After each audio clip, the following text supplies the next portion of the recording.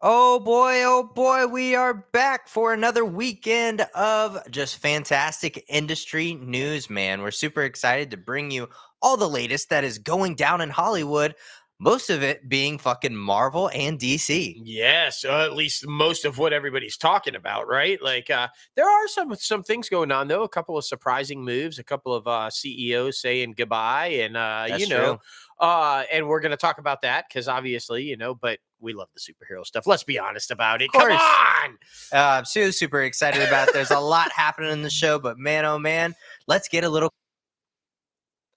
What's up, guys? Episode 218, and you guys know your host with the most, myself, J-Lo Fantastic, and the one and only Mouth. What's up? Boy, oh boy, before teasing the rest of this show and telling you where to find our merchandise, be sure to leave a rating on this podcast. Comment below and tell us what you actually think about the show. Leaving a rating actually helps the podcast get seen by more people who enjoy entertainment news, plus those who are trying to break into the entertainment industry. We brand this podcast as a one-stop shop for those trying to break into it, so they will have conversations to be in the room where it happens. Yes. So super excited about this show, but before we get that started, be sure to head over to our website, www.crazyantmedia.com, where you can start rocking the latest and greatest Crazy Ant Media gear. We got shirts, we got hats, we have coffee mugs, guys. You see the mugs, we're so super excited, and they're drinkable. They do work. They do work. Thank goodness. But man, it's so freaking exciting. Like I said, be sure to head over to our website, crazyantmedia.com, and follow us at Crazy Ant Media and at ITCAFpodcast to stay up to date with all the promotional sales that we have going on and all the good things coming out of Crazy Ant Media. Well, of course, we are going to start with Disney. Oh, man. Oh, Of man. course. Disney and Marvel Studios, Ant-Man and the Wasp, Quantumania, earned about a formidable 15.5 million in previews at the domestic box office. Now, that's Thursday. Paul Rudd's latest Marvel adventure is expected to bring in around 95 million to 100 million domestically in its opening weekend. With President's Day holiday also being on Monday, that figure could possibly grow into 110 million. Now, Ant-Man and the Wasp: Quantumania will certainly have the biggest opening of the small but mighty franchise. The original Ant-Man back in 2015 gained just about 57 million domestically after an earned 6.4 million for Thursday night previews. Now, in 2018, the sequel, Ant-Man and the Wasp, that one had about 76 million opening after launching with a 11.5 million in Thursday night previews. So I think it's off to a good start. It's definitely going to be the biggest Ant-Man. Oh, without doubt. I mean, without doubt, and rightfully so. I think anybody who's trying to put the unfair comparisons to, Doctor Strange or the Spider-Man, it's not that, right? Yeah. And it's not expected to be by Marvel or Disney. So I think they're going to be extremely happy with the opening. It's dominating the box office. It's going to be number one. Their trend will continue. They're undefeated at being number one at the box office on every opening. So, which is just absurd. It is. I mean, they're closing in on 30 straight number one openings. Yeah. It's just incredible. Right. So as you guys know, we saw it, right? I'm sure you guys saw that we posted. We saw it. It is so incredible. It is. It's unreal. It sets up everything moving forward with what you need to know about the Kang dynasty. It looks back, it references Loki. If you haven't been watching Loki on Disney Plus, shame on you. You should have Right. been. It does kind of briefly touch With it consent. briefly it briefly touches on that, but goes into a lot of different stuff. And as you guys know, this is the official kickoff of phase 5, right? That's Phase true. 4 ended. Phase 5 has begun. And man, Jonathan. Man, Jonathan Woo! Majors as Kang the Conqueror and all the other Kangs is absolutely freaking badass. By far my favorite superhero, or my favorite super villain, I should say. I just, everybody was loving Thanos and what he was doing, but Kang is something different, man. I mean, he's just like, I'm taking over. I don't care what you say, and I'm gonna do it in this sophisticated manner. I love that. He's like, I am the smartest in the room, and I can kill all of you. Yeah, and the way they portrayed his powers is just unreal. I Yeah. mean, he's scary. He is. You know, Thanos was like, "Oh God, this guy's big and oh, he's strong," but there's something simple about Jonathan Majors Kang Yeah. that's terrifying, Yeah. right? Like that's the thing. He'll just crush you and not even like blink an eye. Exactly. It's very calm. It's disturbing and it's perfect. I And saw a lot of people, giving it a lot of flack for its VFX effects, but man, it looked absolutely amazing. I have no idea what they were talking about, and I could see the comparisons to Star Wars and stuff like that. oh yeah, Because without doubt. I mean, it very much did remind me of the Disney-owned franchise. So I'm excited to see where they move forward with this. But it was a great movie. I don't care what Rotten Tomatoes says; it was a really good movie. Yeah, and I don't know, anybody who was panning it for the visual effects must have seen, I don't know, a release Exactly. prior to Yeah. the cinematic release because, they always do that. The trailers are always including footage that aren't visually done completely. When they test screen, it's not fully completed yet. So anybody that puts out that criticism, it's like it's not the finished fucking product. Well, I'm referring to a guy who literally saw it last night. Well, then he's an idiot. Yeah, And I'm just exactly. going to put it out there and he might not be a comic book fan because I did see a couple people slamming MODOK. Yeah. And MODOK looks exactly how he's supposed to look. He's a giant fucking deformed head. He's supposed to look like that. So if you're unhappy with that, well, that's on you. Exactly. I'm just saying. Exactly. But anyway, so yeah, that's our opinions on it. Go see it because it's great. Please do. Yeah, and I mean, yeah, it's an excellent start. So obviously, what else do we have coming up in phase 5, right? Well, as you guys know, I'm sure you watched the Super Bowl because a gazillion people did, and we'll tell you about that in a little bit. But trailers galore dropped, including from Marvel. So Disney and Marvel Studios dropped a new trailer for Guardians of the Galaxy Volume 3 during the Super Bowl, of course. The trailer featured the entire group back together again, but the Guardians' reunion with Gamora, played by, of course, Zoe Saldana, far from sentimental. Yeah. This Super Bowl trailer marked the first time Chris Pratt's Star-Lord has reunited with his ex-Gamora, who was killed by her father Thanos during Avengers Infinity War. Now, an alternate Gamora with no memory of Star-Lord whatsoever returned in Avengers Endgame. Now, Star-Lord must try to jog this new Gamora's memory as the Guardians embark on one final mission against Chewudi, a villain in the High Evolutionary. The High Evolutionary is a badass villain as well. So we're getting Kang and the High Evolutionary, which is just freaking mind-boggling. Returning cast members, of course, include Pratt, Zoe Saldana, Bradley Cooper, and Dave Bautista as Drax the Destroyer. Vin Diesel as Groot, of course. Porm Klemtoff as Mantis. Karen Gillian as Nebula. Sean Gunn as Kraglin. Sylvester Stallone as Stakar Ogard. And Elizabeth Debicki as Aisha. Now, franchise newcomers consist of Will Poulter as Adam Warlock. That's highly anticipated. Can't wait for that. As I said, Iwiji as High Evolutionary. And Maria Bakalova as Cosmo the Space Dog, who was introduced in the Guardians of the Galaxy Holiday Special. Now, Guardians of the Galaxy Volume 3 is set to release in theaters May 5th. Yeah. That's exciting.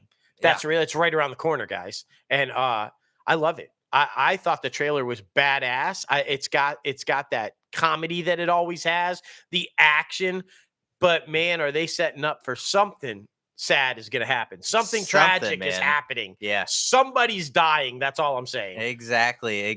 Well, on the heels of the Guardians trailer dropping, Marvel Studio president Kevin Feige, the man, the myth, the legend, also confirmed a whole lot of news this week. Oh, yeah. First up, Tom Holland's 4th Spider-Man movie is now being written, saying, quote, all I will say is that we have the story and we have big ideas for that. And our writers are just putting the pen to paper right as we speak. Oh my gosh. Does it include the other Spider-Man? Does it have anything to do with the multiverse? Is it just a solo thing of him in Brooklyn? We don't know, but Feige knows. Yeah. Not only did Feige confide that he has big plans for Peter Parker in the MCU, but here's the one that's got me going. I'm excited. I know you guys will be too. The studio head also says that the Fantastic Four will be a big pillar of the MCU going forward, just the way they've always been in the comics for the last 50 or 60 years. And said, and here's the goodie, that we will start to hear more news about the Fantastic Four, and I quote, very soon. Mm, All kinds of rumors going out and about out there that casting has begun. Meeting with Mia Kunis, the mm. director, meeting with Mia. Is Mia Kunis Invisible Girl? Invisible Woman. Which one is she going to be? That's the next thing, right? We don't know what age these guys are going to be. How long have they had their powers? We don't know any of that. We know it's not an origin story. Exactly. So, I mean, it's so freaking oh my crazy. And I gosh. mean, a lot of new stuff coming into this cinematic universe, right? Like Feige also confirmed that Deadpool 3 will be the first R-rated movie in the Yes. Marvel Cinematic Universe. Deadpool 3 will team up the franchise mainstay Ryan Reynolds with the one and only Hugh Jackman, reprising his X-Men role from Wolverine. Feige was an associate producer on Hugh Jackman's original X-Men movie Facts. back in 2000. He said, quote, "To have Hugh come back is just absolutely incredible." Yes, and speaking of Deadpool 3, some interesting casting news here. Emma Corrin, best known for portraying the young Princess Diana on Netflix's royal drama The Crown, she's joining the Marvel Cinematic Universe. She will co-star with Reynolds and Hugh Jackman in the film. Now, Corrin's exact role hasn't been announced, but they are expected to play the villain Mm, opposite Reynolds' snarky mercenary and Jackman's Wolverine. Deadpool 3 hits theaters September 6th, so oh, closer to the end of the year. So, for sure. A lot of good stuff. Well, Feige also gave an update on Marvel's Mashallah Ali's starring Blade movie, stating it will be filmed this year, saying, quote, "It is going well. Our director, Jan Demange, is down in Atlanta right now. Cameras roll in like the next 10 weeks or so. So it's going to be very interesting. Remember, there was a lot of strange things, we should say, happening behind the scenes, having to recast and the script not being quote unquote good. And so I'm excited about this one. I am too. And the fact that it's going to start rolling in 10 weeks, I think they got all that fixed and we're good I to would go. hope so. Yeah. So Feige also championed the upcoming Marvel debut of Harrison Ford, of who, of course, is taking on the role of Thaddeus Ross, Thunderbolt Ross himself, in the new Captain America New World Order film. Now, rumors have been flying around. Is he going to be Red Hulk, right? In the Thunderbolts, right? Is he going to be, because that's what happens in the comic books, right? Harrison Ford, Red Hulk, holy shit. Well, we don't know that. Yeah. But Feige did confirm who he will indeed be in the film: the President of the United States. That's right. Thunderbolt Ross is going to be President of the United States. Now, how is that going to go down with Sam as the new Captain America? Because they've got some history there with the Sokovia Yeah. Accord. So how's that all going to play out? Is he going to be a friendly president towards Cap, or is there going to be some animosity there? Yeah. I'm excited the fact that they're going to make him president. That's Right. badass. It would be awesome if he had a scene on Air Force One. He was like, "Get off my plane." Yeah. Oh, yeah. Like, Fuck. And he pushes Sam out. Like, get off oh my my plane. God. They should do it. They should totally do it as a throwback to that. Right. That would be awesome. Exactly. And as Feige shared more insight into the studio's plans for Phase 5 and Phase 6, he hinted it could mean fewer Disney Plus shows, though, on the horizon. Feige explained that he wants each project to really stand out as they plan the space around them a little bit more. He then clarified that this means both having more time between projects and putting out fewer each year.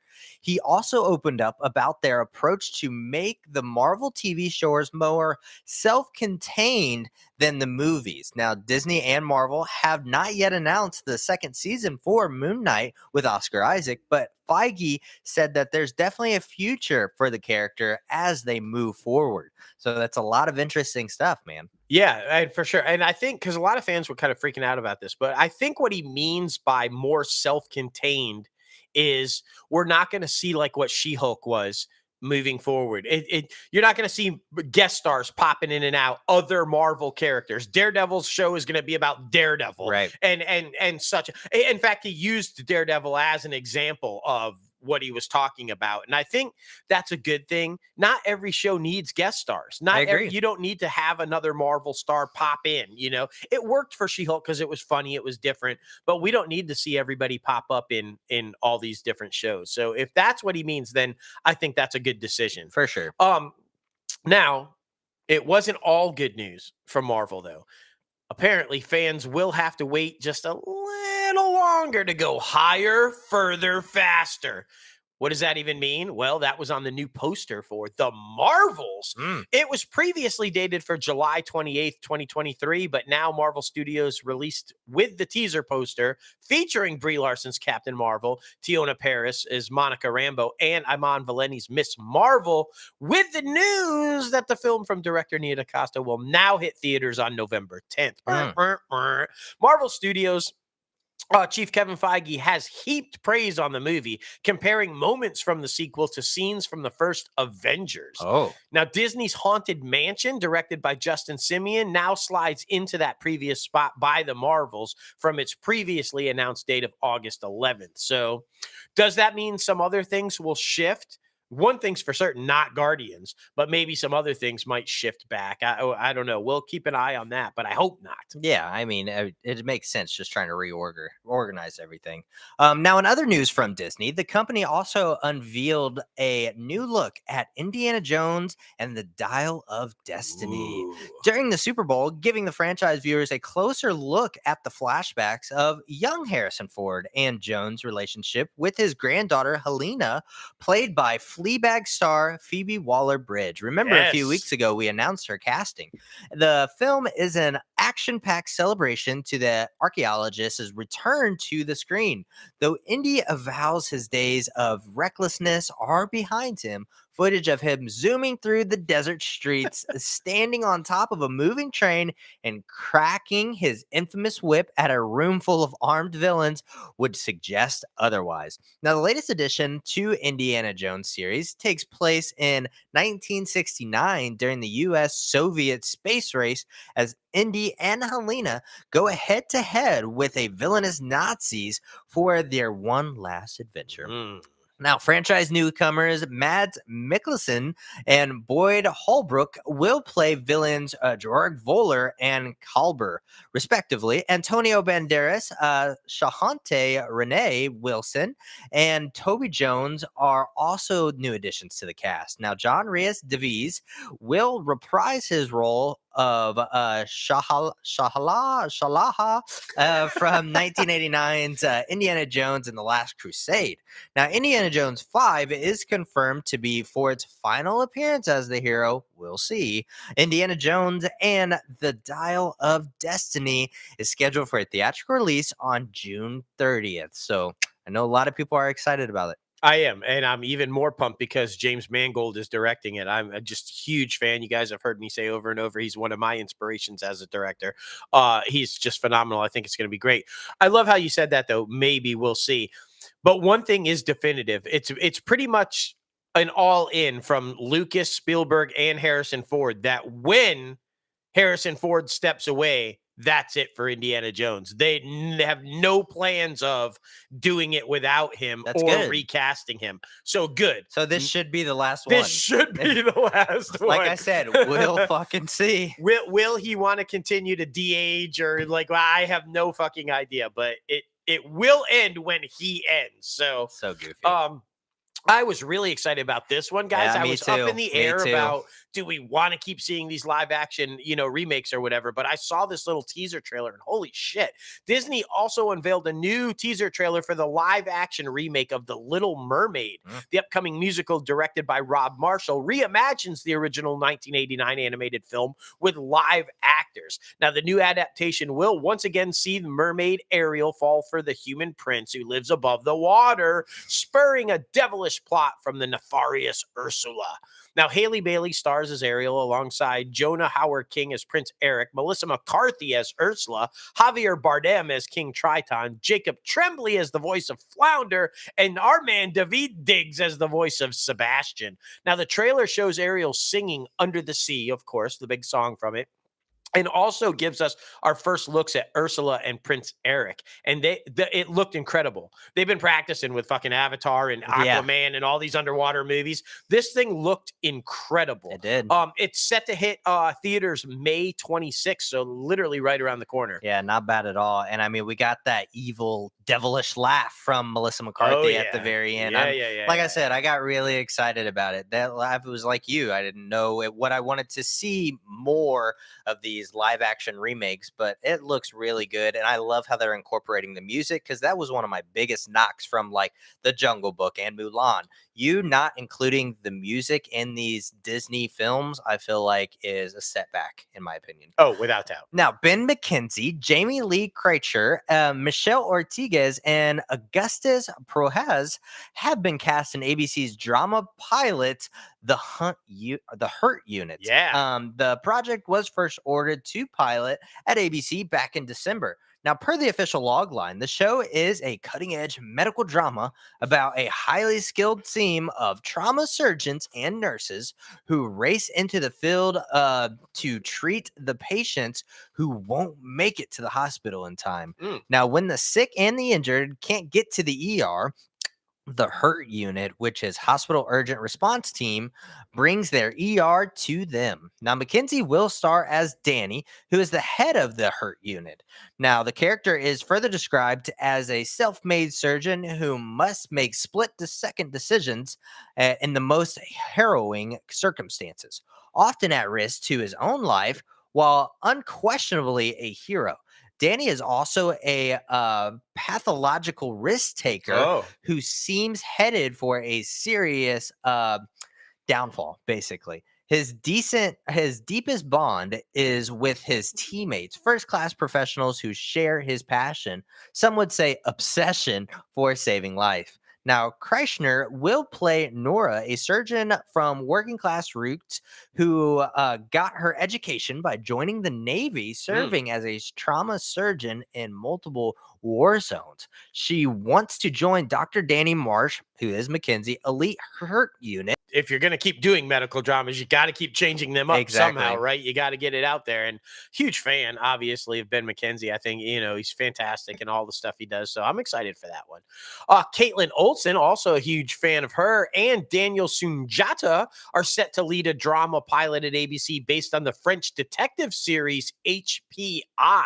Now, in addition, Rob Thomas, who, of course, Veronica Mars and Party Down, has signed on to serve as a showrunner, while Althea Jones from Dollface will direct and executive produce the pilot. Now, the project was first ordered to pilot at ABC back in September. Now, per the official log line, single mom Morgan, with 3 kids and an exceptional mind, helps solve an unsolvable crime when she rearranges some evidence during her shift as a cleaner for the police department. When they discover she has a knack for putting things in order because of her high intellectual potential, she is brought in as a consultant to work with a by-the-book seasoned detective, and together they form an unusual and unstoppable team. Okay. All right. Sure. I mean, Sounds good. sure. We'll see. Now, this next one is by no surprise, at least to us, because we are big fans of GMA. So we go into that 9 o'clock hour after GMA and start to watch Kelly and Ryan. Well, it's no longer going to be Ryan, because that mofo is exiting. That's right. Ryan Seacrest is exiting the Live with Kelly and Ryan after 6 years acting as Kelly Ripa's co-host on the ABC Daytime Talker. Now, upon Seacrest's exit, Ripa will be joined by her husband, Mark Consuelos, as her new co-host. The show will be rebranded Live with Kelly and Mark. Ripa has hosted Live since 2001, first time with, of course, Regis, and later with Michael Strahan. Intercepted with periods of solo hosting and working with rotating stable of guest hosts. And Seacrest joined her as a co-host back in 2016, originally signing on a 3-year contract, but ultimately staying on for the past 6 years. I mean, it only kind of makes sense. Seacrest is super busy. Hearing Kelly is not that nice of a person. And I feel like her and Mark's dynamic is just, I feel like probably the best. They certainly have a different, I don't know, presence when they're together. Yeah. They're very loving. You can tell that they're very much in love, that it's a special dynamic that plays well on camera as well as in real life. And I think that that's what ABC is looking for. For sure. Is like, from what I understand, Ryan is walking away, like you said, because he's super busy and he wants to focus more on doing his charitable organization in more children's hospitals. He's opened up some charity type stuff in children's hospitals, and he's focusing on doing that when he steps away. So good for him. I think that's Yeah, that's for sure. he's a talented guy, and best of luck Very to busy him. guy, that's for sure. Oh, without doubt. Yeah, he made it clear he was keeping all that shit still going. So, amazing, just amazing. All right, jumping over to Fox, we of course talked about at the top of the show the big Super Bowl. Did you guys watch? Well, apparently a whole lot of people did. Fox's telecast of the Super Bowl on Sunday night brought in an average 113 million viewers, according to the Nielsen ratings. That makes the Kansas City Chiefs' victory over the Philadelphia Eagles not only 1% bigger than the last year's game, but the third biggest television program of all time. Nice. The only telecast to ever score a larger audience were, of course, other Super Bowls. The 2015 Patriots Seahawks game with 114.4 million, and the 2017 Patriots Falcons game, 113.7 million. Now, Fox reported this figure as well as a 40.0 household rating based on Nielsen's time zone adjusted fast national measurements. This includes viewership across Fox, Fox Deportes, Digital Fox, and NFL properties. Fox also says that this was the most watched Super Bowl ever in terms of digital viewership, totaling over 7 million live streams. That's crazy. It is crazy. And I mean, it was very entertaining. So I'm happy It was. a lot of that happened. And better commercials than last year. Last year was commercials of crypto, like fucking 24/7. Now, Oscar winner Keith Carradine, Emmy nominee Jason Ritter, Betsy Brandt, and Rhyme Schmidt have joined the cast of Fox's anthology series Accused. Yes. Carradine stars with Laila Robbins in Billy's Story. This episode is about an aging rock star who struggles to help his drug-addicted son. Ritter and Schmidt will headline Jack's story. The episode revolves around a teacher who is accused of a crime when it helps his students in need. Now, Brandt stars alongside Beb Wood and Josh Hamilton in Jesse's Story, a story about a teenager who pressures her mother for identity for her biological father, trying to figure out who her dad is. So a lot of interesting stuff there, but this one seems to be going over very well. And I don't see it going anywhere anytime soon. No, huge in the ratings. And just watched the one with Malcolm Jamal Warner. It was fantastic. And the one with Jason Ritter, obviously, we're super pumped about. We love Jason to death. I mean, that's a really exciting one. And Michael Chiklis, who starred in the very first episode, actually directs the one with Jason Ritter. Nice. So that's going to be awesome. I love how they're just kind of keeping it all in the family, if you will. Okay, I kind of said, do we need more things, remakes, reboots? We have just so much of a lack of original content. That's true. And yet, here we go again. Oh, man. A new version of the 1970s buddy cop series, Starsky and Hutch, is apparently in the works at Fox, but with a female twist. Fox is developing the project as a 1-hour drama under its script-to-series model. The modern reimagining will revolve around two female detectives, Sasha Starsky and Nicole Hutchinson. The duo solve crimes in the offbeat town of Desert City while staying true to their friendship, their awesomeness, and somehow also trying to unravel the mystery behind who sent their fathers to prison 15 years ago for a crime they didn't commit. Oh. Now, that's a different background premise than the original Starsky and Hutch. Yeah. And it's women, so that's different, but it's still fucking Starsky and Hutch. Still Starsky and Hutch. Do we need that right now?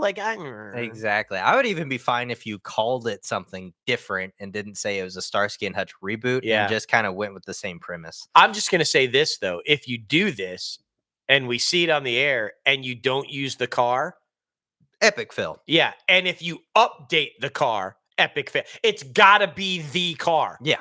Just saying. Don't fuck that up. Yeah. It can't be like a freaking Porsche with a red Porsche with the white lines. Yeah, it can't. And it can't be like a 2020 or something. It's got to be the fucking old school car. Otherwise, I'm walking away. Yeah. I'm not even giving it a shot. Just saying. Well, guess what? Fox also has their own hour-long medical drama based on an Italian hit series, Doc. Neletumani.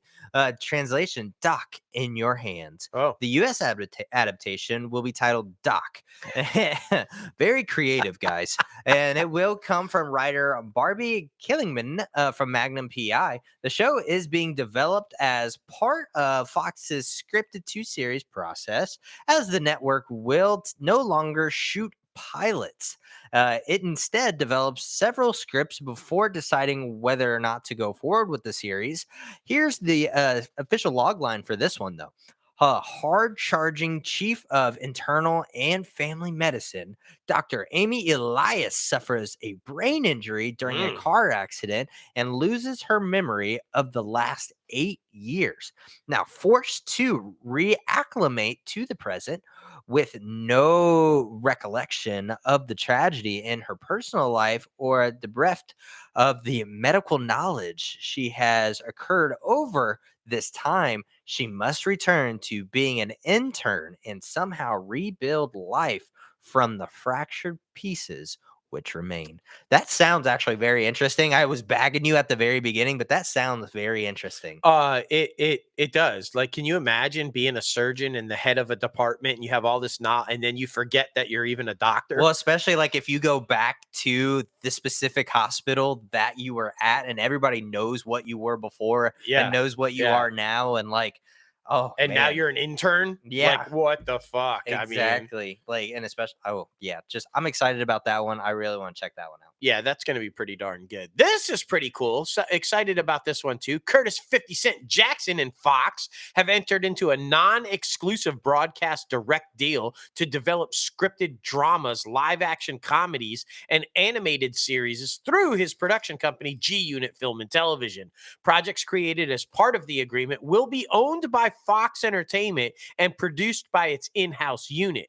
Now, Fox Entertainment Studios, in collaboration with G Unit Film and Television, the former rapper turned mogul exited his deal with Starz last September, but of course, several of his franchises still remain on the network, including Black Mafia Family, which recently scored a season 3 renewal, and multiple spin-offs within the Power universe. Power Book 2, Ghost, Power Book 3, and Power Book 4. But G Unit Film and Television also produced the ABC series For Life, which you can catch on Hulu, which was fucking phenomenal. If you haven't watched that, you should go back and watch it.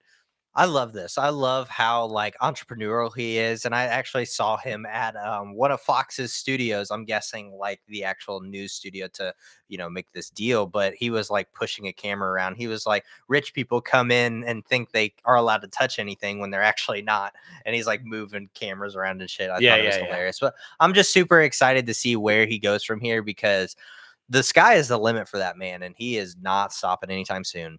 Now heading over to Warner Brothers Discovery. Did you guys see the first trailer of The Flash during the Super Bowl? Well, at least the tease during the Super Bowl and the official trailer online, featuring the new footage from DC Comics film For the Good or Bad. Ezra Miller is suited up as the Scarlet Speedster once again, and the new trailer shows Miller's Barry Allen crashing into the multiverse and running into another version of himself, and not one but 2 Batmen played by Ben Affleck and of course Michael Keaton. Yes. There's also the return of Michael Shannon's General Zod from Man of Steel, and the debut of Sasha Kelly's Supergirl.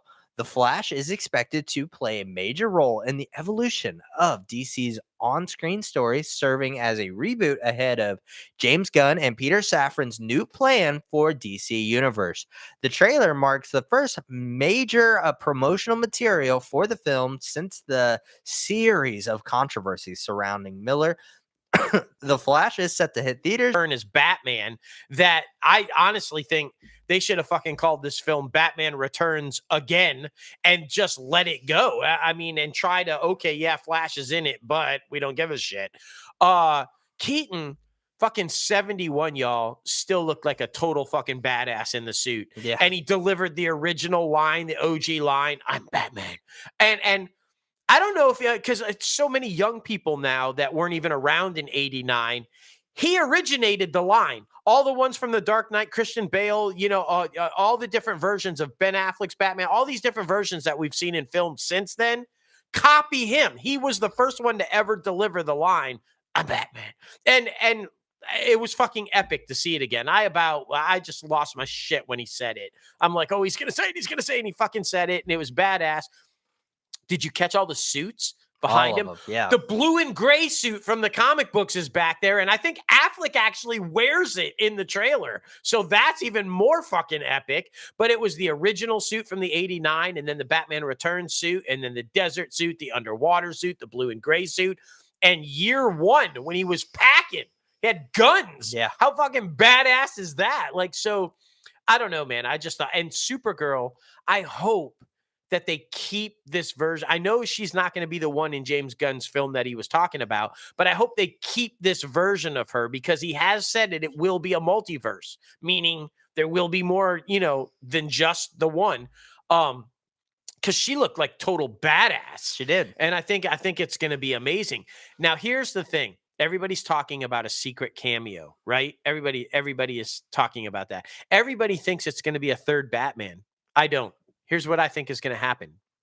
Because if anybody was paying attention, out there and about, it leaked and then was confirmed that Michael Keaton's Batman is in the same universe as Christopher Reeve's Superman.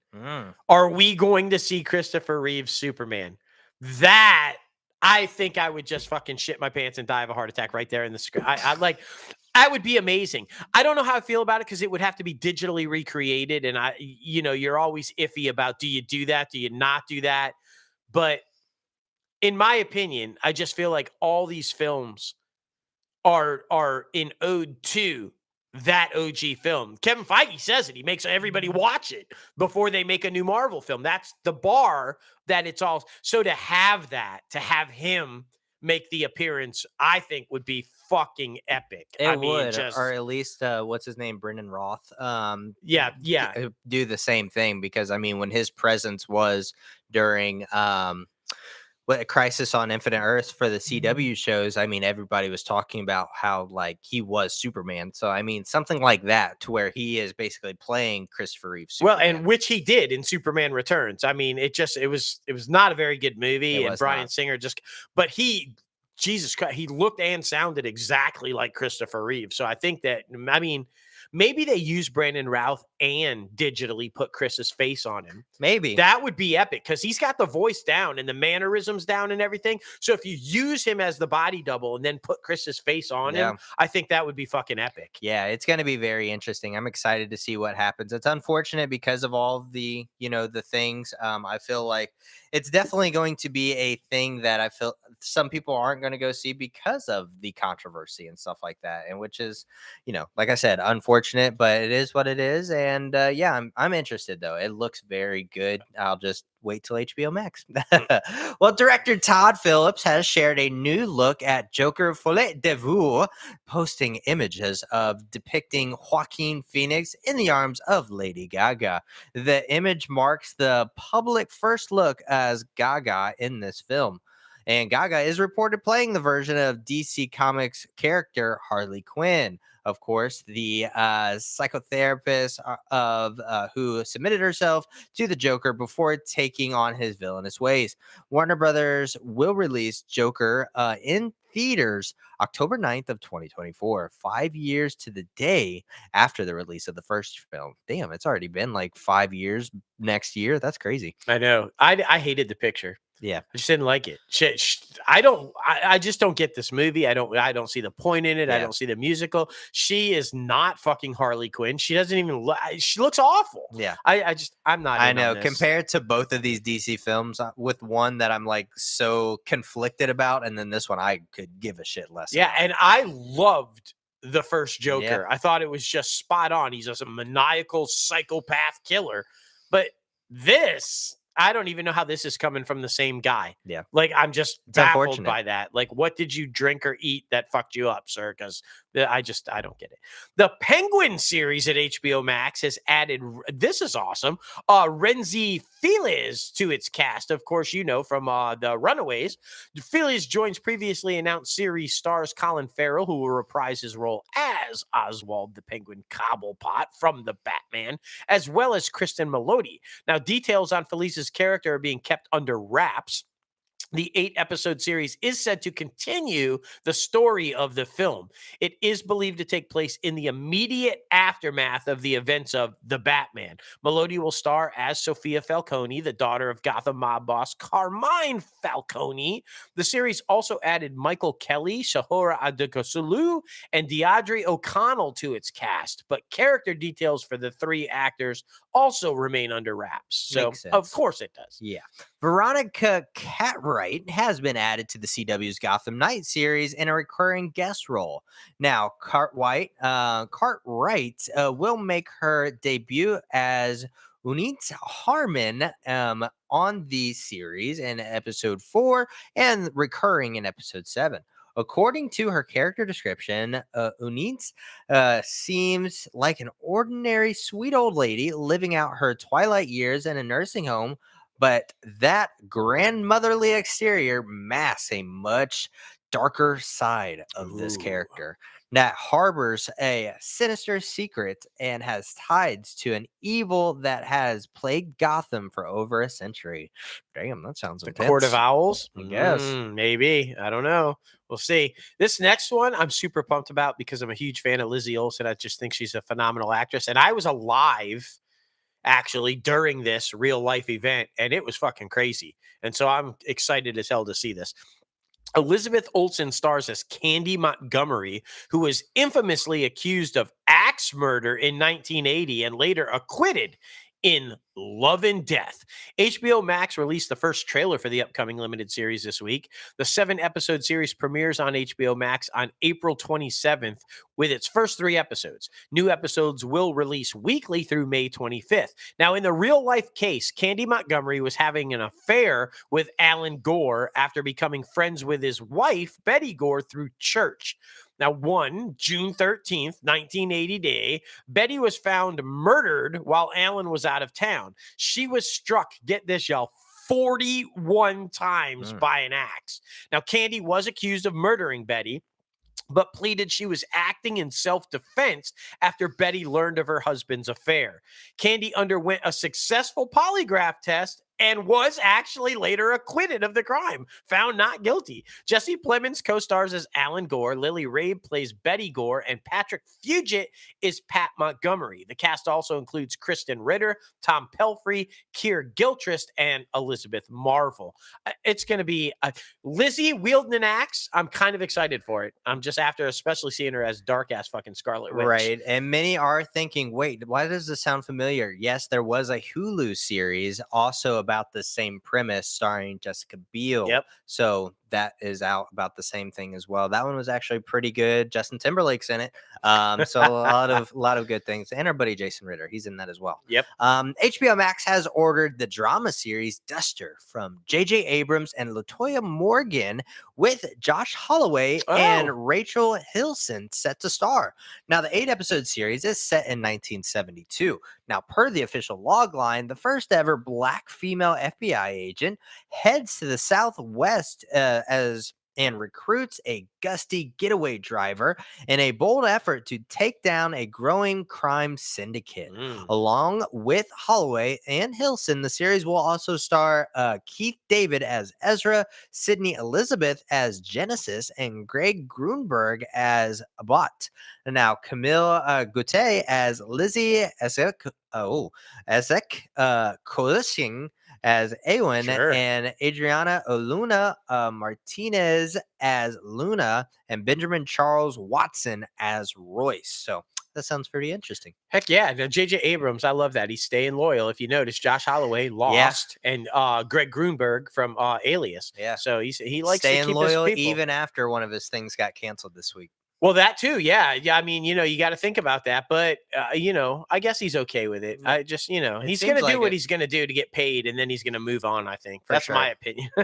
And who's going to take his place? Well, maybe this guy. M. Night Shyamalan has inked a new multi-year first look deal with Warner Brothers Pictures, with the Oscar-nominated filmmaker switching his allegiance from Universal.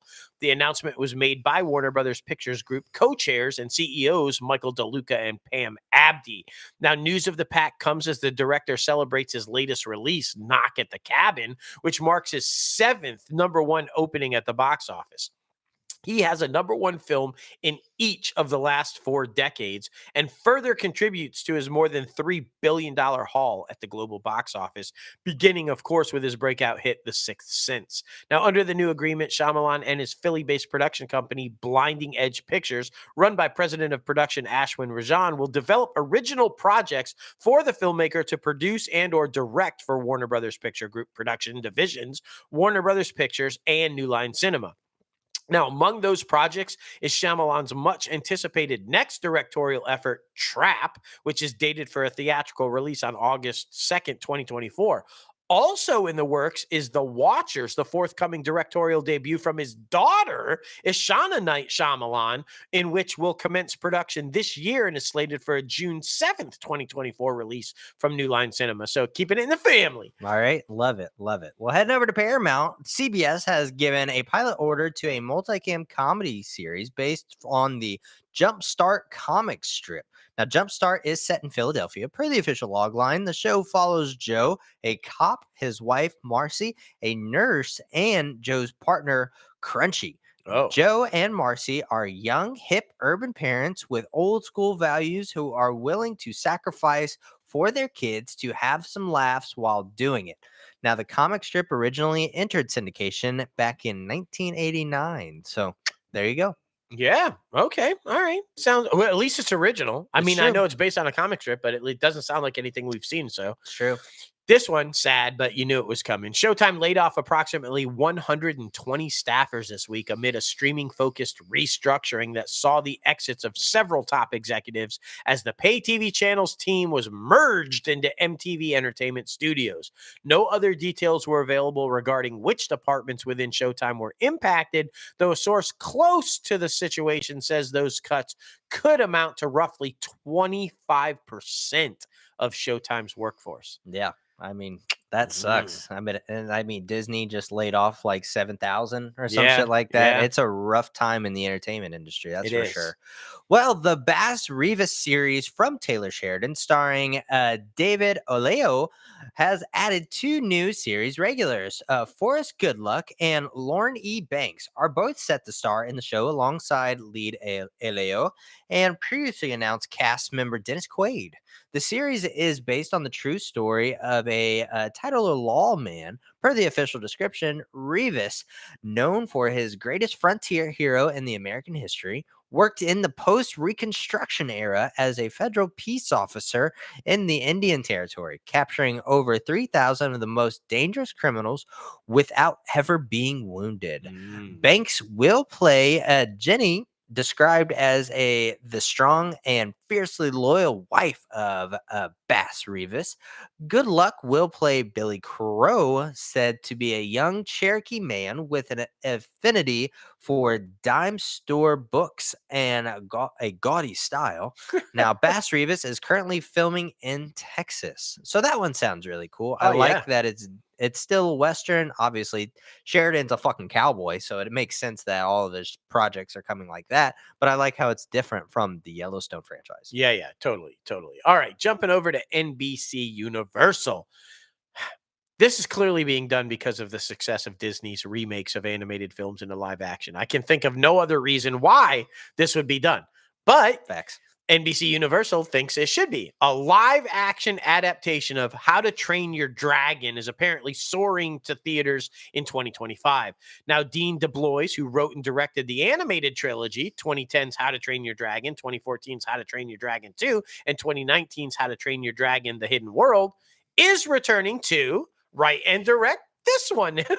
Makes total sense. It's slated to release on March 14th, 2025. The Oscar nominated How to Train Your Dragon takes place in the mythical Viking village of Berk and follows the adventures of a misfit teen named Hiccup who befriends an injured dragon he calls Toothless.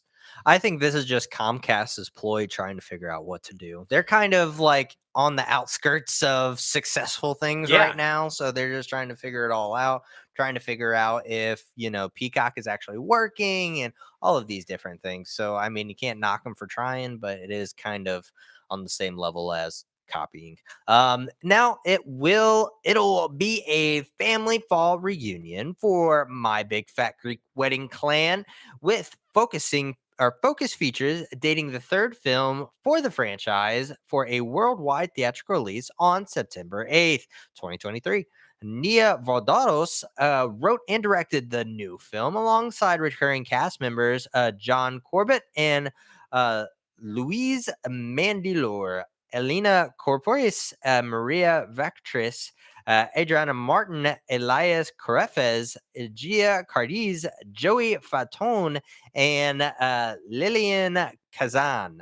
Elias Kazas and Melina Kuzu joined the family with this time around. Tom Hanks, Rita Wilson, and Gary Gutzman will have produced all of these three movies. Will also return to this thing as well, with Paul Brooks and Scott Niemer and Stephen Sherishon serving as executive producers. No, didn't that all sound like a whole bunch of Greek names? I Yeah. will say. Yeah. I don't know why they just keep making movies of this. I mean, they tried to do a series from it. They're milking this thing for everything. Yeah, Like, I mean, you know, I guess until it doesn't make money. I only guess. saw the first one. I mean, the first one was good, but Yeah, I mean, it was fantastic, and you should have just left it at that. I feel like they're just like I said, I feel like they're literally milking it. It's just, I don't know. Non-evil twin. How does that sound? Now that sounds like something I can get behind. I'm a non-evil twin. A comedy written by and starring Amber Ruffin has received a pilot order at NBC. The multicam follows a woman who is forced to step into her sister's role as the leader of a Fortune 500 company, despite knowing little about business and even less about the way her sister has been running the corporation. Now, Ruffin is best known for, of course, hosting the Amber Ruffin Show, a late-night talk show on Peacock that she created after years of writing and occasionally appearing on NBC's Late Night with Seth Meyers.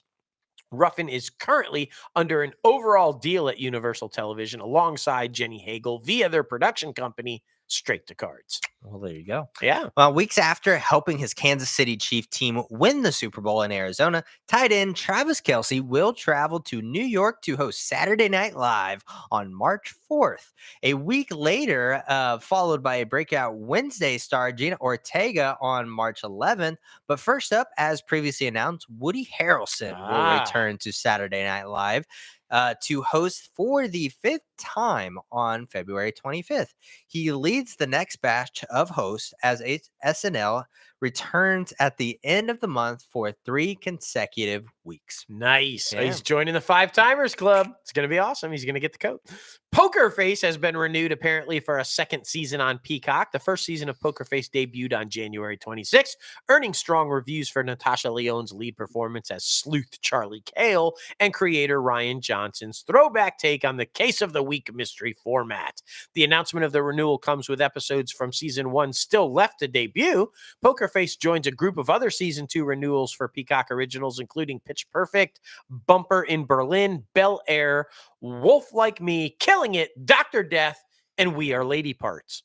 There you go. We are not lady parts. No, we're not. No. We have man parts. Lionsgate, the sequel to Plane, is officially moving forward. Mike Coulter, who played the accused murderer Louis Jasper in the original film, will headline the new nautical movie, which is right now titled Ship. Plane, ship, car, what's next? The follow-up will focus on Coulter's character, who escaped the extradition to Toronto when Trailblazer Flight 119 went down in the Philippines and formed an unlikely partnership with Gerard Butler's Captain Brody Torrance to rescue the plane's passengers and crew from pirates. Now, Ship will pick up where Jasper's storyline left off in Plane, with the Legionnaire disappearing into the jungle of Jolo Island. It's not yet clear whether Butler will return for the next film, but production is expected to begin in late 2023. So they're turning these things right around. Yeah, I guess we should watch that first one. It did well. It was a surprise hit It at the did. box office, and so I guess it gets a sequel if it's Yeah, a surprise hit. for But sure. I like Mike Coulter. I miss him from Luke Cage and The Good Wife and a bunch of other things, and so I'm happy to see him getting some success on the film side.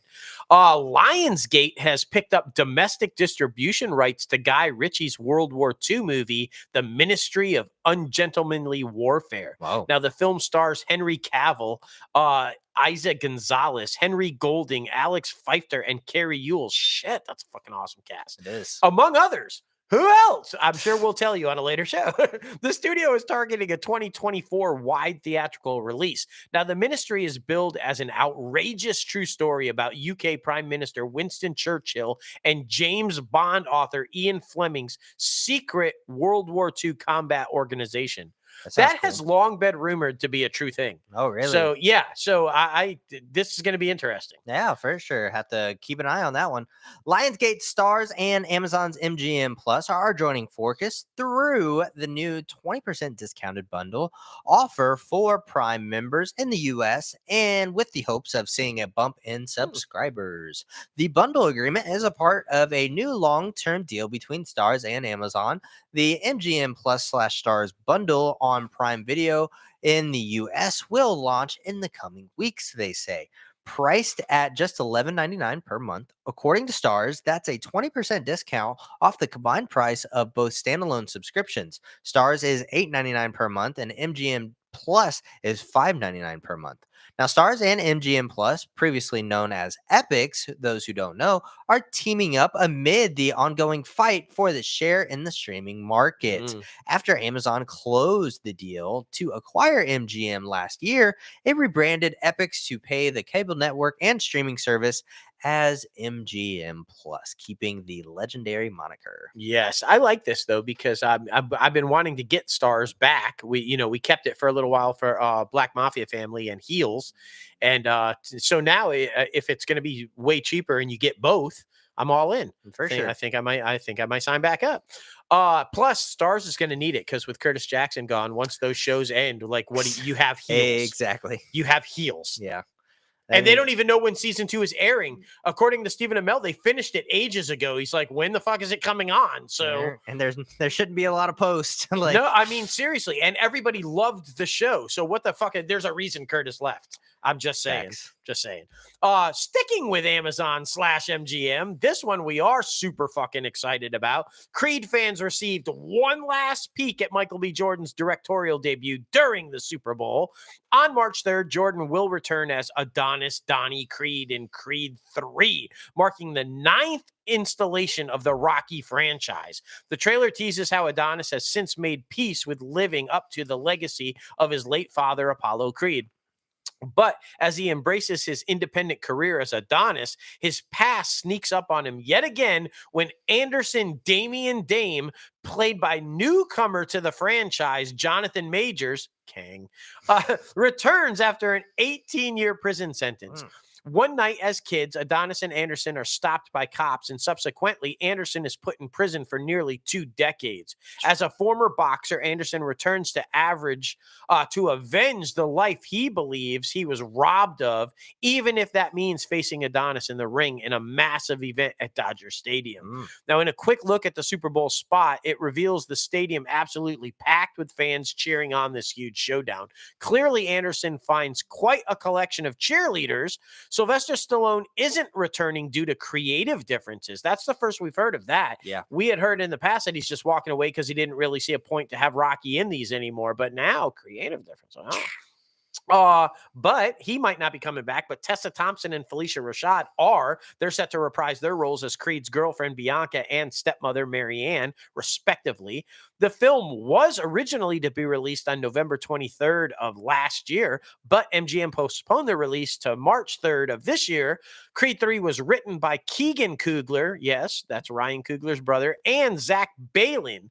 The screenplay is based on a story by Creed director Ryan Coogler. So there you go. That's awesome. I love how tight-knit that is. It's basically a fucking family. And it's just another example of like what we were talking about earlier with Jonathan Majors being just like this fucking phenomenal actor. Yeah. Like this character is so drastically different from Kang. This guy is mean and aggressive and bold and in your face. And Kang is like a fucking hardcore murderer, but He's Just very very calm. chilled, laid Yeah. back. So the fact that he can pull both of these off and so brilliantly is just a kudos to him, man. Yeah, for sure. Well, heading over to Netflix, Tyler Perry's upcoming Netflix film, 6888, has lined up an all-star cast led by Kerry Washington and the one and only Oprah Oprah! Winfrey. Now, Washington also will executive produce the film, which tells the story of inspiring true story, I should say, of the only all-black female World War II platoon. Now, starring alongside Washington and Winfrey is an impressive ensemble cast, including Ebony Obstein, Melissa Jackson, Kylie Jefferson, Shanice Shante, Sarah Jeffrey, Pepe Songo Sangha, Jay Rivas, Jeanette Goodluck, and Maria Brown, Basha Lynn Ordooms, and Greg Sulkin. Mm. Now, along with Dean Morris, Sam Walderston, Susan Sarandon, in addition to directing and producing the film, Perry also wrote the screenplay based on an article by Kevin M. Hamel, published in World War II History magazine by Sorvian Media, about the eight oh uh, six 688th Postal Directory platoon, made made up of 855 black women. So that's very inspiring. Yeah, no, I think it's going to be a brilliant movie. And I mean, maybe this is finally our opportunity to have Oprah on the show. Right. I mean, just come on and talk about it, Oprah. You Come have something to promote. on, Come on. Come on. Following its February 9th release date, You, Season 4, managed to crack the Netflix Top 10 English TV list during the February 6th through 12th viewing window at number 1, of course, with 92.07 million hours viewed, making it the most viewed title this past week. Part 1 of the murder mystery series starring Penn Bagley, which introduces a new group of friends or suspects, landed in the top 10 in 90 countries. Now, season 1, 19.24 million hours viewed, and season 3, 11.44 million hours viewed, also joined the chart in the 4th and 9th place as the fans watched or revisited the series to get caught up.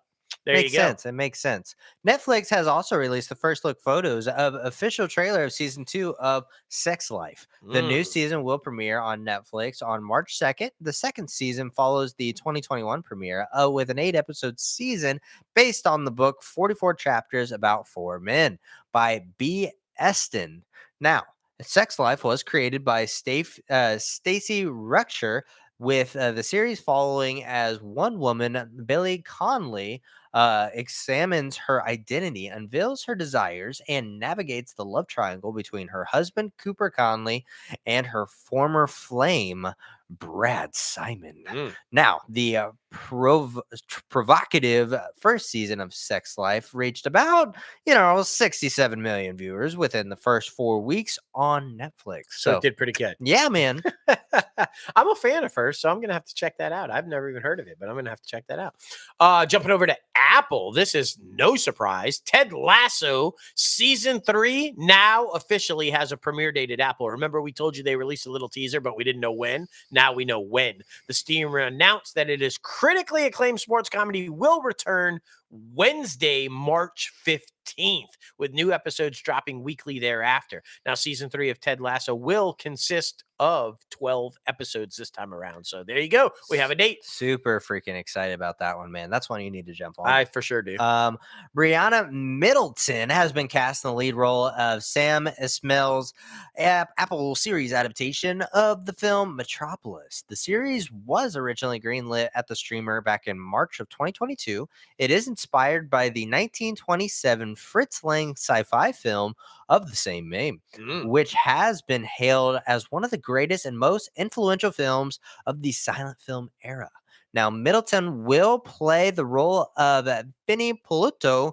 The announcement of the casting her in the series comes days ahead of Friday's launch of Apple's film Sharper, in which Middleton also stars in that one as well. That's funny. Her other recent credits include George Clooney's film The Tender Bar. Her casting in the series marks her her first starring television role. Oh. Now, Lindy Booth has also been cast in a role of Maria. Booth is best known for her starring role in TNT drama series The Libertarians, which was the spinoff of TNT's the Liberians film series. Sure, sure. Sure. Let's go with it. All Yeah, why right. not? Jumping over to YouTube. That's right. We have some YouTube news because this is kind of big, y'all. Susan Wachicki is stepping down as CEO of YouTube after 9 years and 24 years at Google, which she joined as one of its first employees back when it was still a startup. Now, Wachicki announced her departure in a memo to YouTube staffers this week. Neil Mohan, currently chief product officer at YouTube, will replace her as senior vice president and new head of YouTube. Now, Wachicki will continue to be involved with YouTube and parent company Alphabet. The exec wrote that she agreed with Sundar Pichai, CEO of Alphabet and Google, to take on an advisory role at the internet giant.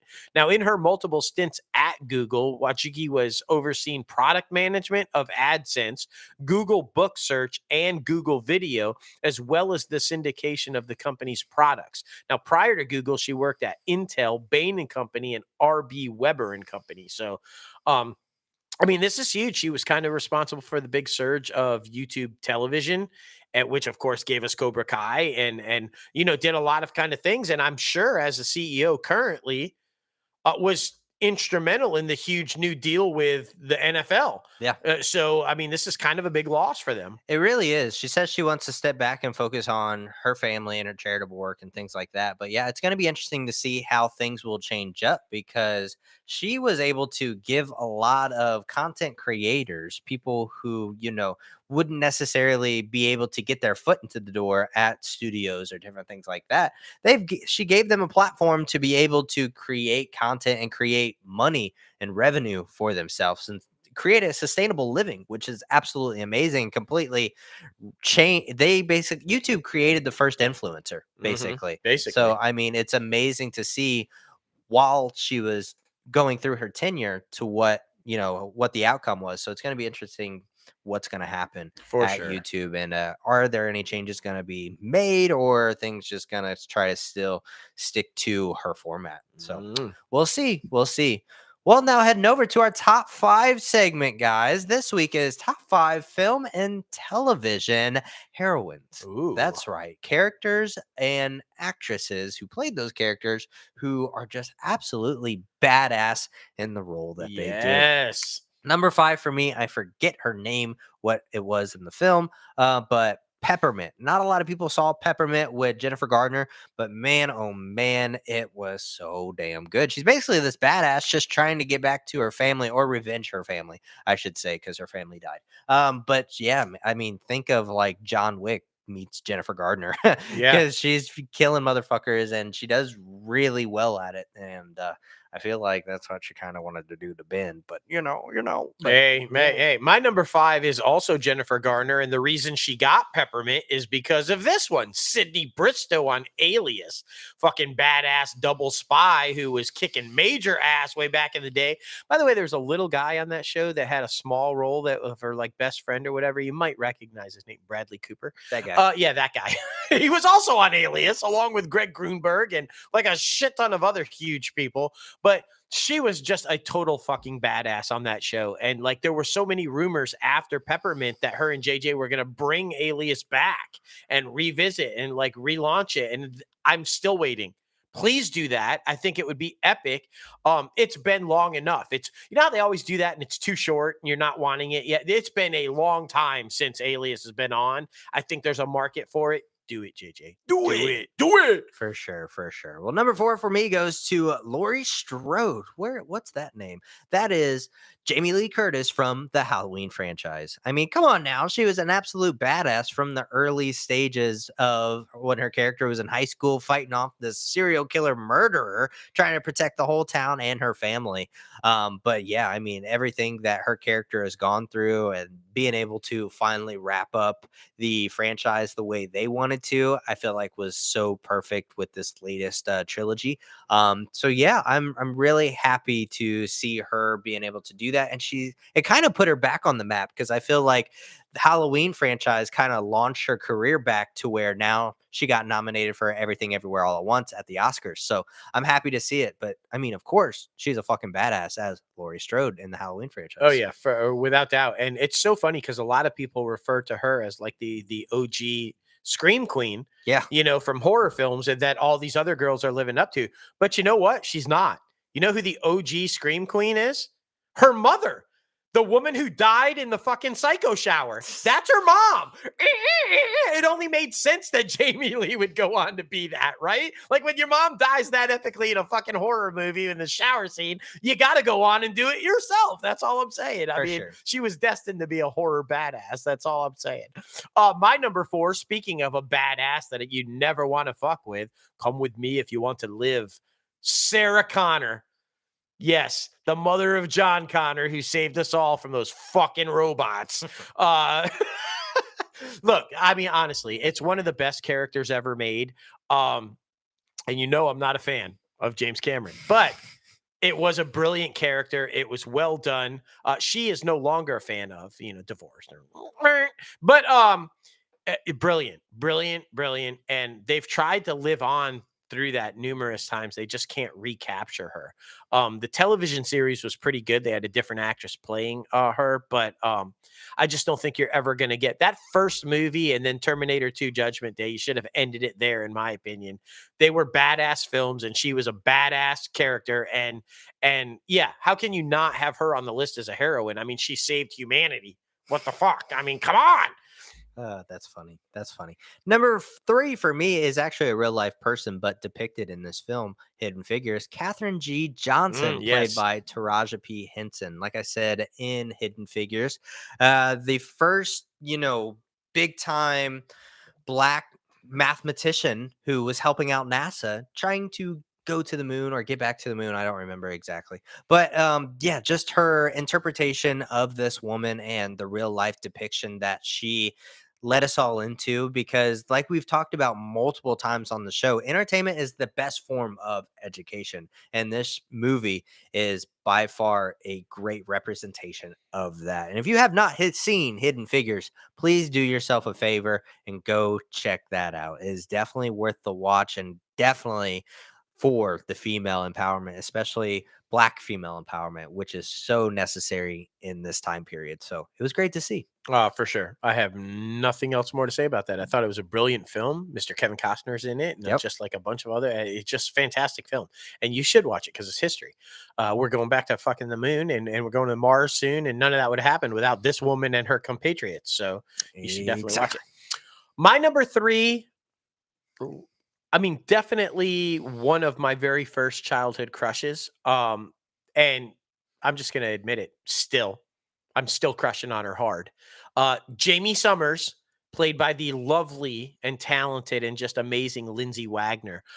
Jamie Summers was, of course, the Bionic Woman, and God, she was freaking beautiful. She was so beautiful. Oh man, but I loved that show. It was obviously a spinoff from the $6 Million Man, and Jamie and Steve Austin, the $6 Million Man, were in a relationship, and they were together, and they were a Bionic couple, and they finally got married eventually after all kinds of TV movies and everything. But I just think Lindsay Wagner, she's just a phenomenal actress, and Jamie Summers was one of the most endearing and likable characters, and her dog Max, just the bionic dog, and just like yeah, I just think this woman was a total badass, but she did it in the nicest way possible. She would kick your ass, but in the nicest way possible. She was just like a really cool chick. It was like badass.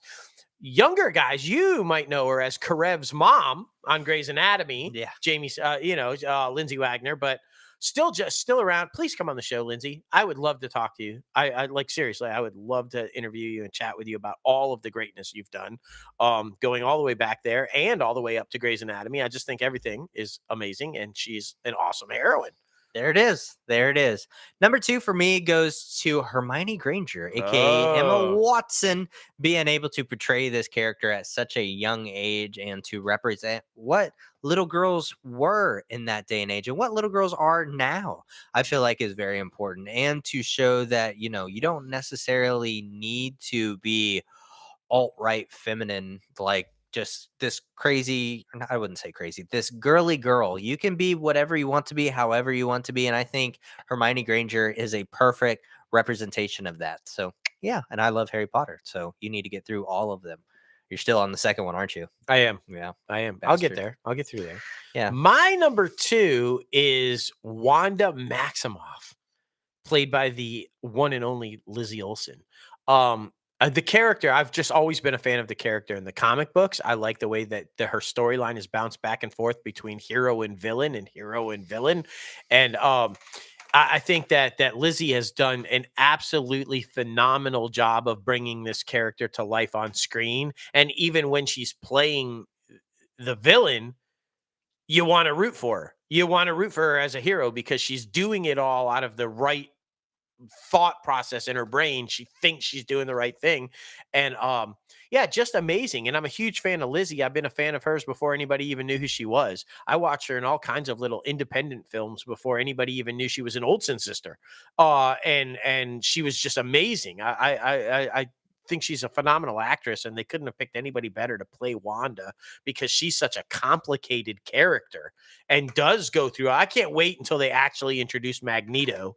And I don't know who that's going to be, but whoever it is better be on top of the game, because to have to stand up against Lizzie's Wanda, you're going to have to be at the top of your game to do it.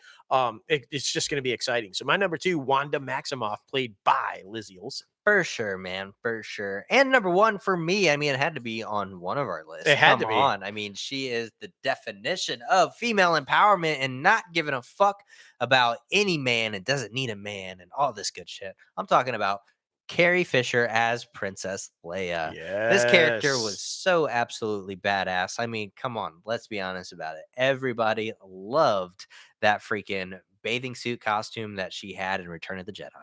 Let's not even fret about it. But I mean, I'm just saying, I love Carrie Fisher in general because she was one of the first advocates for mental health, and coming out before her and her mom coming out before like it was even a talked about thing. So I always champion her for that. But I mean, just the character, Princess Leia, I was always an independent person, even though she was privileged, but she uses her privilege for good to fight against the Empire and with the rebellion and to continue moving forward for the galaxy that is so far, far away. But I love everything that this character represents. It represents, being independent and, like I said, not needing anyone, but also relying on your friends at the same time. So it's nice. It's a great freaking character, and that's why she's my number 1, Princess Well, there Leia. you go. I mean, I agree with all of that. One of the best characters ever created, just a phenomenal actress and an amazing person, and tragic loss for the community. And I just, yeah, that's a great number 1. My number 1 is the OG superhero female, Wonder Woman, played by the one and only incomparable Linda Carter, to which all of these heroic women are trying to live up to. Linda Carter brought it, and she brought it so good that everybody tries to emulate it. They can't yet, although they've all come close. She's the OG. She's that spin move and like just the bracelets and the I don't need a man, I'll fucking kick your ass. She was kicking Nazis' asses. Like, come on. Like, yeah, a lot of people forget that when that show first came on, the first season was set during World War II, and she was kicking Nazis' asses. And that's like, how badass is that? Got a star-spangled woman in the stars and blue and red kicking Nazis' asses? You can't beat that. I mean, come on. All kidding aside, though, I think that, Wonder Woman is, you've got Superman, the very first superhero kind of ever created way back 1938, right? Then you got Batman, 1939. But woman, there she is, right around that same time frame, Wonder Woman. And then, oh shit, we can have a woman like that. She can be a badass. She can be, and what that did for changing the view of women, right? And they went through a lot of stuff to try to change her, because initially, if a man bound her hand, she loses her powers. And they're like, fuck that. Man can't bound a woman and then she become powerless. Women are in control. And her character and the way it was, it went a long way in changing how women were viewed and the independence of women and women being equal to men. She played a huge role in that movement. And So that's amazing. And then Linda Carter, just when we got the first live action version of it, was a badass. Yeah. She's like, we're going to continue this. We're going to make her a badass like this woman is. And it's going to be amazing. And it's so funny because you're number one. You brought up the slave suit that Leia wore, right? Well, Wonder Woman was like the guy that created her was like into like bondage and tying women up, hence the golden lasso and her hands getting bound, loses her powers.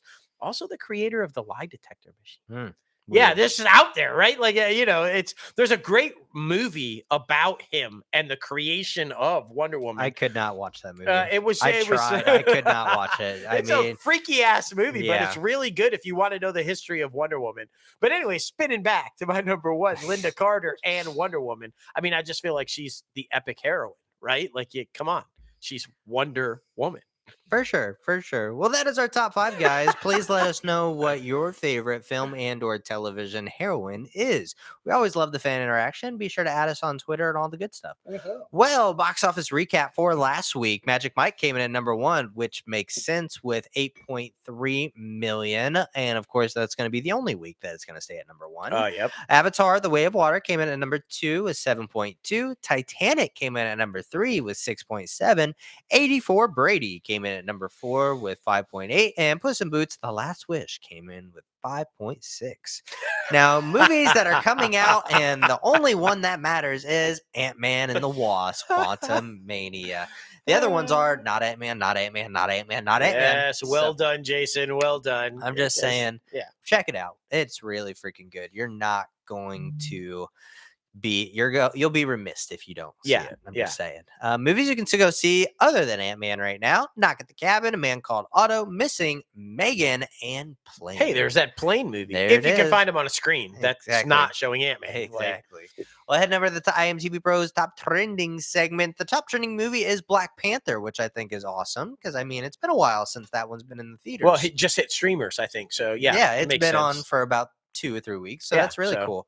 Top trending TV show is of course The Last of Us, which tease for next week's episode. We have a guest from The Last of Us coming on the show talking about his one-on-one interaction with the top trending star Pedro Pascal. Yeah. So man, oh man, this guy actually gets punched in the face by Pedro Pascal. Yeah. Stay tuned. He's a badass. He is. We would like to say he lived to tell about it, but he didn't. He didn't. You know, how popular is that show? The top trending stars, Pedro, like you said, number 1. The top 5 trending stars are all from The Last of Us. Anna Torv, Melanie Linsky, Bella Ramsey. They're all fucking Last of Us stars. I mean, it makes total sense. It's awesome to see, man. It's awesome to see. Be expecting a lot of guests from The Last of Us. Yes. We are reaching out, man. We are reaching out. Well, guys, thank you so much for getting crazy with us on episode 218 of Inside the Crazy Ant Farm. You be sure to follow us on all social media platforms at Crazy Ant Media and at ITCAFpodcast. And of course, you can follow us personally on social media. Myself at J Logan Austin on all social media platforms, and at Crazy Ant CEO on all social media platforms. That's right. It's wonderful. It's amazing. And be sure to subscribe to the podcast anywhere you listen to your podcast: Anchor, Apple Podcasts, Spotify, Google Play Music, iHeartRadio, Podbean, Stitcher, and so much more. If you're watching this video on YouTube, we appreciate you. Enjoy your weekend.